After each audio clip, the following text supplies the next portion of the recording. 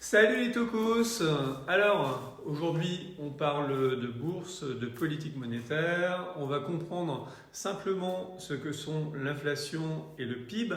On s'arrêtera sur les élections aux États-Unis et nous terminerons par une opportunité d'investissement dans le non-coté.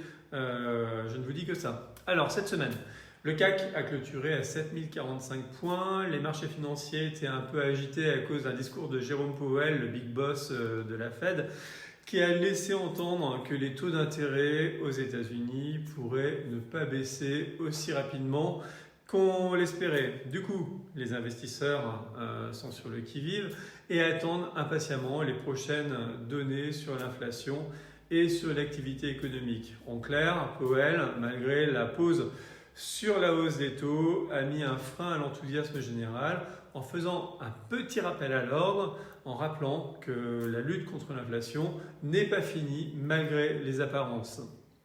L'annonce a donc un peu crispé les marchés.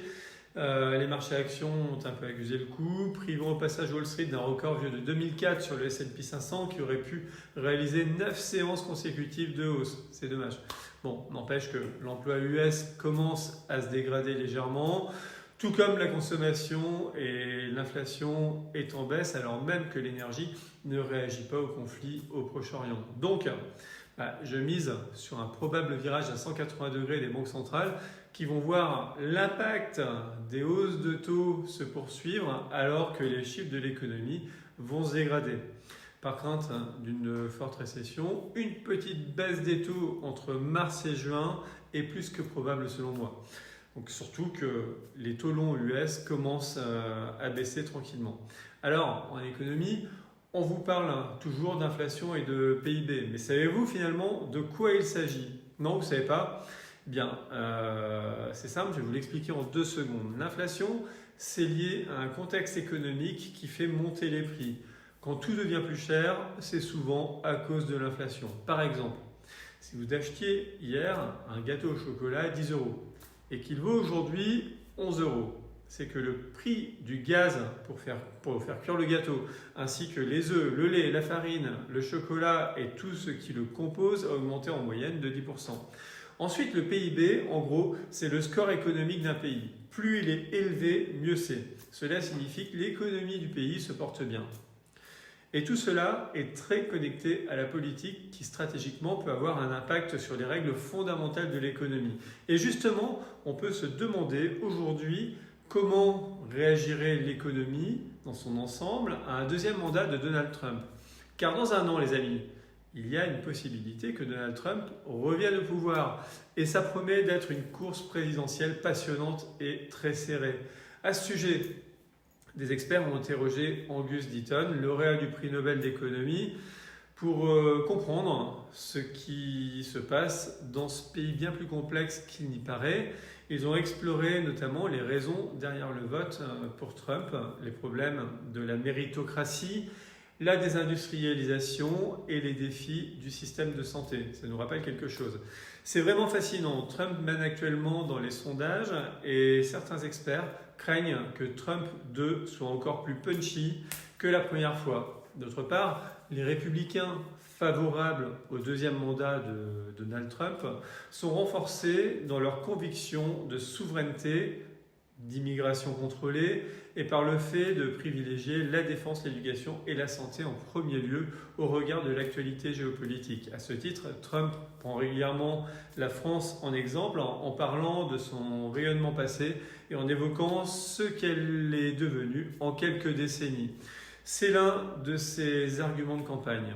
French are like a herd of native cows, watching their environment change, accepting that the herd keeper could betray their values and what has made them who they are today. En gros, les Français sont comme un troupeau de vaches naïves qui regardent depuis leur champ leur environnement changer en acceptant que le gardien du troupeau puisse renier leurs valeurs et ce qui a fait d'elles ce qu'elles sont aujourd'hui. Alors vous, je vais vous demander ce que vous en pensez dans cette possible élection de Donald Trump pour un deuxième mandat. Dites-moi ce que vous en pensez dans les commentaires de cette vidéo.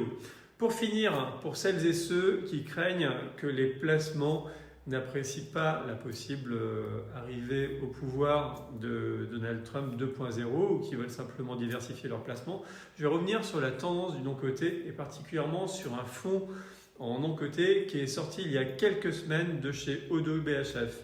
Il s'agit de l'opportunité d'investissement ODDO BHF, opportunité stratégique. C'est un fonds unique pour ceux qui cherchent à investir dans l'avenir des PME et ETI européennes non cotées. Ce fonds est une société de libre partenariat ou SLP, se concentrant sur les entreprises non cotées. ODDO BHF est un acteur majeur dans le domaine en Europe, dans le domaine du non coté, avec plus de 20 ans d'expérience dans le capital investissement. Ce fonds vise à accompagner des entreprises prometteuses grâce à un soutien financier et stratégique actif en mettant l'accent sur la création de valeur durable pour tous les acteurs impliqués. Il annonce un objectif de rendement de 15% par an, non garanti évidemment, mais validé par l'AMF dans la brochure de présentation. C'est une très belle opportunité pour diversifier vos investissements, votre épargne et participer au développement d'entreprises pleines de promesses européennes et bien sûr non cotées. En plus, ODDO BHF s'engage d'une part sur la liquidité du fonds lorsque vous l'intégrez dans votre assurance vie Génération Vie, c'est-à-dire que votre épargne n'est pas bloquée, ce qui est rare en non-coté, et s'engage d'autre part fortement dans les pratiques ESG en intégrant des critères environnementaux, sociaux et de gouvernance dans toutes ses décisions d'investissement. Voilà, je voulais vous faire part de cette très belle opportunité et vous trouverez la brochure de ce fonds parmi d'autres dans mon article « Quelle tendance pour l'épargne fin 2023 » sur centerinvestissement.com. Et n'oubliez pas bien sûr que tout investissement comporte des risques, y compris celui de perdre le capital investi. Assurez-vous de bien comprendre ces risques avant de vous engager dans tout investissement et rappelez-vous que les performances passées ne présagent pas des performances futures. Allez, sur ce apéro, may the force be with you et à la semaine prochaine. Bye bye les amis, ciao ciao.